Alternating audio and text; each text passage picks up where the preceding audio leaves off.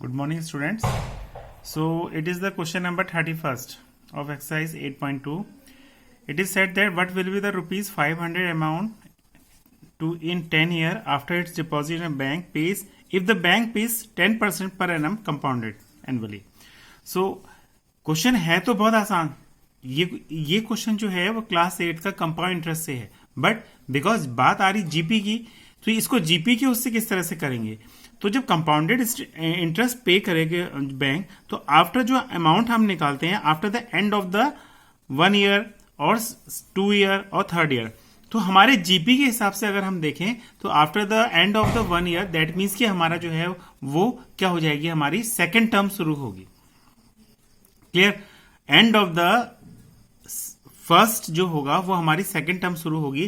तो अगर हम फर्स्ट टर्म के बारे में अगर ये निकालना चाहें तो पहले फर्स्ट टर्म का हमें क्या निकालना पड़ेगा, सिंपली वाले फॉर्मूले से निकालना पड़ेगा जो a equals to p 1 plus r upon 100 to the power n है.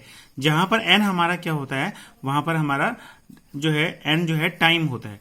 बिकॉज यहां पर इसने क्या बोला है कि वो हम, क्योंकि कंपाउंडेड निकालना है तो हम पर डे पर ईयर का भी निकाल सकते हैं और उसी तरह से निकालेंगे. और डायरेक्टली अगर 10 ईयर वो कहना चाहता है तो एन की जगह हम 10 रखेंगे. बट यहाँ पर ना कंपाउंडेड पे है, और कंपाउंडेड पे है उसने जीपी के फॉर्मेट से उसने निकाला है, तो उसने पहले साल का निकाला है और वो जो है हमारा क्या आ जाएगा 500. तो ये आ गया आपका 500 1.1. Now end of the second year.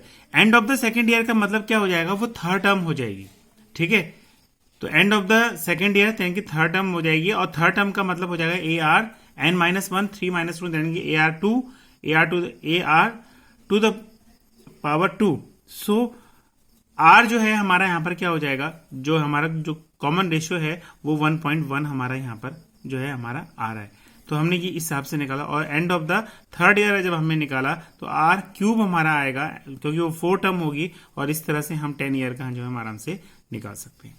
Next जो क्वेश्चन है आपका वो कहना चाहता है, and it is the last question of the G 8.2 exercise sequence and series. So if am and gm of the root of the quadratic equation are 8 and 5 respectively, then obtain the equation. ये question वही question है जो class 10th में आपने quadratic equation किया था, X square minus sum of the roots plus product of the roots. तो अब इसमें क्या किया ना, थोड़ा सा इसने मॉडिफाई किया. इसने कहा जो अरिथमेटिक मीन है, 2 नंबर्स का अरिथमेटिक मीन इसने बोला 8 है, और जो ज्योमेट्रिक मीन है वो हमारा क्या है, हमारा 5 है. लेकिन अगर हम फॉर्मूले में बात करते हैं तो अगर मैं यहां कहूं कि a plus B upon 2 is equal to 8, then a plus B is equal to 16. So ये क्या आ गया, सम ऑफ द रूट्स हमारा आ गया. और उसी तरह से अगर ज्योमेट्रिक मीन की बात करूं तो ज्योमेट्रिक मीन हमारा क्या आ जाएगा, under root A B is equal to 5. थोड़ा सा सॉल्व करते हैं, A B equal to 25. So it is a product of the roots. ठीक. तो अब क्या है, हम फॉर्मूले में पुट कर सकते हैं. अगर मैं फॉर्मूले में पुट करता हूं तो now it is the formula X square minus X sum of the roots plus product of the roots. It's okay. So x square minus x a plus b, and we have already know that what is the value of a plus b, it is a 16, and the product of the root that means ki ab, and which is the value is 25. So putting the value of in this equation and we get a quadratic equation that is x square minus 16x plus 25. It's okay. Now it is the end of the exercise 8.2. For tomorrow onwards we will start miscellaneous exercise of sequence and series. Thank you and have a nice day.